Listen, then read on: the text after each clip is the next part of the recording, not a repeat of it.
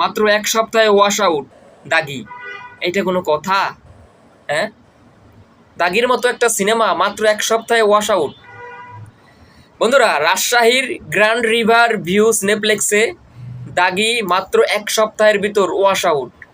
ঈদের 3য় সপ্তাহ পর্যন্ত বরবাদ সিনেমা চালানোর পরে 4র্থ সপ্তাহে এসে সিনেপ্লেক্স কর্তৃপক্ষ, রাজশাহী সিনেপ্লেক্স কর্তৃপক্ষ সিদ্ধান্ত নেন যে তারা দাগি সিনেমা চালাবেন।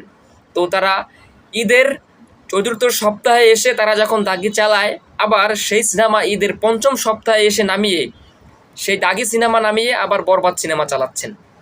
ভাবা যায়?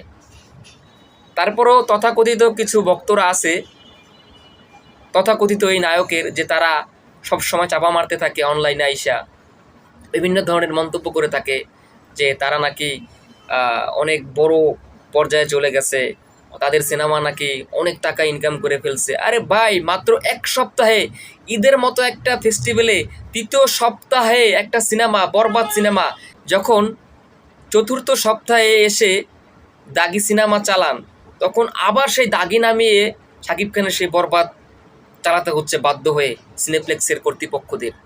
কারণ তারা জানে যে শাকিব খানের সিনেমা আসলে ব্যবসা হয়, শাকিব খানের সিনেমা আসলে তাদের স্টাফদের মুখে হাসি ফোটে, তাদের মুখে হাসি ফোটে, ঠিক আছে।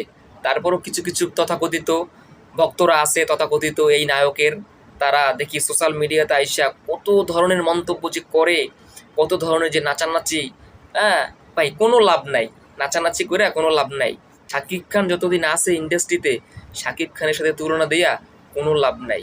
আপনাদের তথাকথিত নায়ককে সুন্দর মতো সিনেমা করতে বলেন, পরিশ্রমী হতে বলেন, ঠিকই সফল হতে পারবে, ঠিক আছে।